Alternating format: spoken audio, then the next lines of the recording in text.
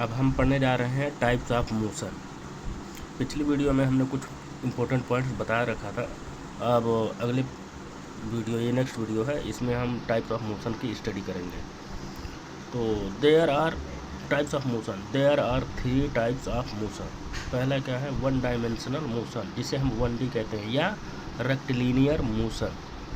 फिर उसके बाद if a particle moves along a straight line then its motion is known as one dimensional motion. In this type motion, मतलब इस प्रकार के मोशन में मिनिमम 1 ऑर्डिनेट चेंज होते हैं with time.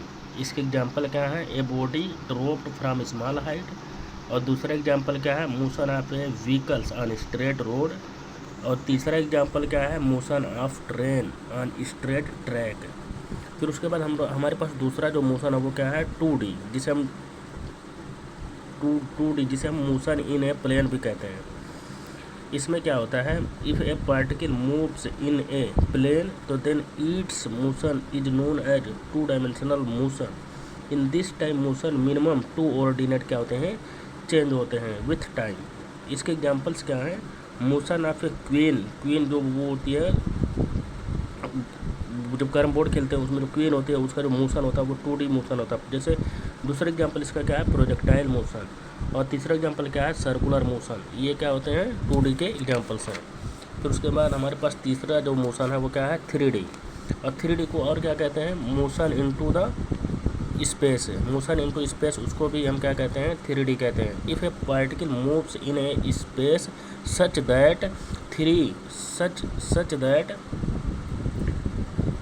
3 ordinate change with time then its motion known as 3D motion. इसके examples क्या है बच्चों? Motion of birds, motion of kites, motion of aeroplane. अब हम पढ़ने जा रहे हैं 1D को, हम डिटेल में पढ़ेंगे।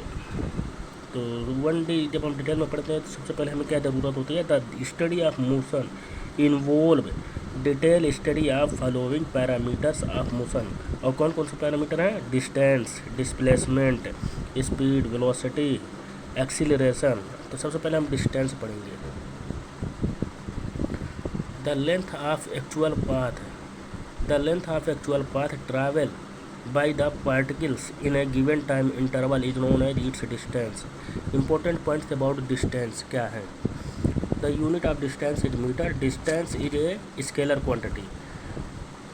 Distance depends upon the actual path. Distance depends upon the actual path पर डिपेंड होता है, followed by the particles during its motion.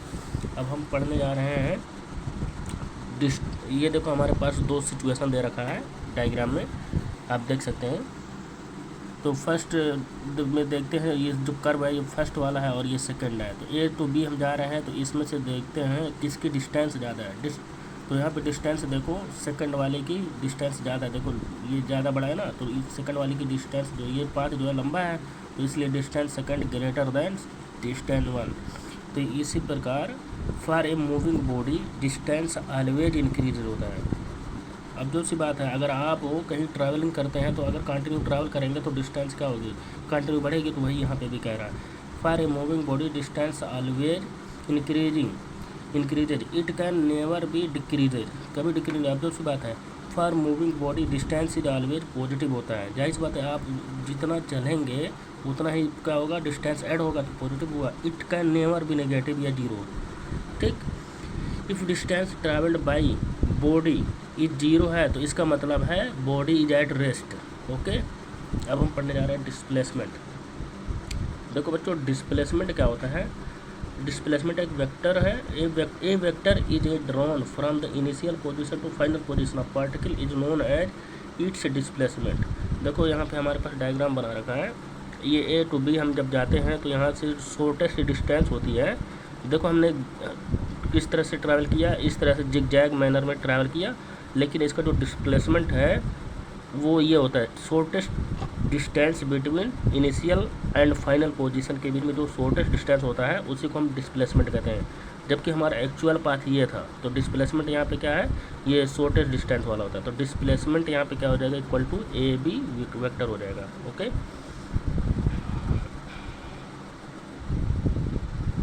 अब हम पढ़ने जा रहे हैं important points about displacement.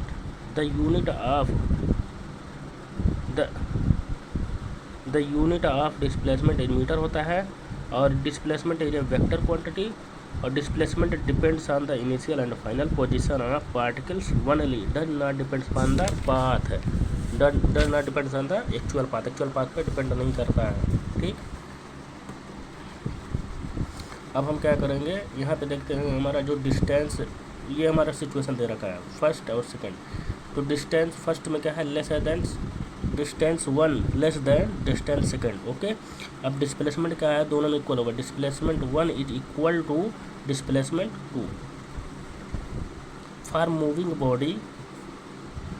Moving body displacement can be increases या डिक्रीजेज। ओके, देखो अगर हम एक जगह से कंटिन्यू स्ट्रेट मूव कर रहे हैं तो डिस्प्लेसमेंट इंक्रीज होगा, लेकिन हम सर्कुलर पाथ में मान लो एक पॉइंट से स्टार्ट करते हैं सर्कमफ्रेंस से और फिर उसी पॉइंट पर रिटर्न आ जाते हैं तो वहाँ पर डिस्प्लेसमेंट क्या हो जाता है, जीरो हो जाता है। तो इसलिए डिस्प्लेसमेंट डिक्रीजेज भी हो सकता है। तो डिस्प्लेसमेंट इंक्रीजेज होगा when a body moves away from the initial position, जब इनिशियल पोजीशन से अवे मतलब दूर मूव करेगा बॉडी तो डिस्प्लेसमेंट इंक्रीज होगा।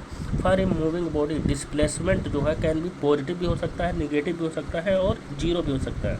Okay, displacement of body become zero when it return back to its initial position.